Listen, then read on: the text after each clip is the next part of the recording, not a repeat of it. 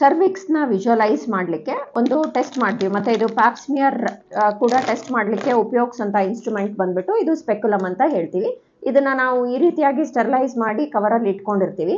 So ಇದನ್ನು ನಾವು use ಮಾಡೋದು ಈ ವೆಜೈನಾದಲ್ಲಿ ನಾವು ಇದನ್ನು ಇನ್ಸರ್ಟ್ ಮಾಡಿಬಿಟ್ಟು ಇದನ್ನು ಓಪನ್ ಮಾಡಿದ್ರೆ ಸೊ ನಾವು ಸರ್ವಿಕ್ಸ್ ಅಂದರೆ ಗರ್ಭಚೀಲದ ಭಾಗ ಏನಿರುತ್ತೆ ಅದು ಕಾಣುತ್ತೆ. ಸೊ ಇಲ್ಲಿ ನೋಡೋ ಹಾಗೆ ನಿಮಗೆ ಈ ಥರ ಇದ್ದಾಗ ನಾವು ಗರ್ಭಚೀಲದ ಬಾಯಿಯನ್ನು ನಾವು ನೋಡ್ಬೋದು. ಇದರಿಂದ ಇದು ತುಂಬ ಇಂಪಾರ್ಟೆಂಟ್ ಇನ್ಸ್ಟ್ರೂಮೆಂಟ್. ಯಾಕೆ ಅಂತ ಹೇಳಿದ್ರೆ ಅವ್ರಿಗೆ ಮುಟ್ಟು ನಿಂತ ಮೇಲೆ ಬ್ಲೀಡಿಂಗ್ ಆದಾಗ ಅಥವಾ ಸರ್ವಿಕ್ಸ್ನಲ್ಲಿ ಏನಾದರೂ ಪಾಲಿಪ್ ಇದ್ದಾಗ ನಾವು ಖಂಡಿತವಾಗ್ಲೂ ಇದನ್ನು ಎಕ್ಸಾಮಿನೇಷನ್ ಮಾಡಿನೇ ನಾವು ನೋಡ್ಕೋಬೇಕು. ಸ್ಕ್ಯಾನಿಂಗಲ್ಲಿ ಈ ಪೋರ್ಷನ್ ಅಷ್ಟು ಕ್ಲಿಯರ್ ಆಗಿ ನಮಗೆ ಕಾಣಲ್ಲ. ಸೊ ಇದಕ್ಕೆ ನಾವು ಸ್ಪೆಕ್ಯುಲಮ್ ಅಂತ ಹೇಳ್ತೀವಿ. ಇದು ಬೇರೆ ಬೇರೆ ಸೈಜಸ್ನಲ್ಲಿ ಬರುತ್ತೆ.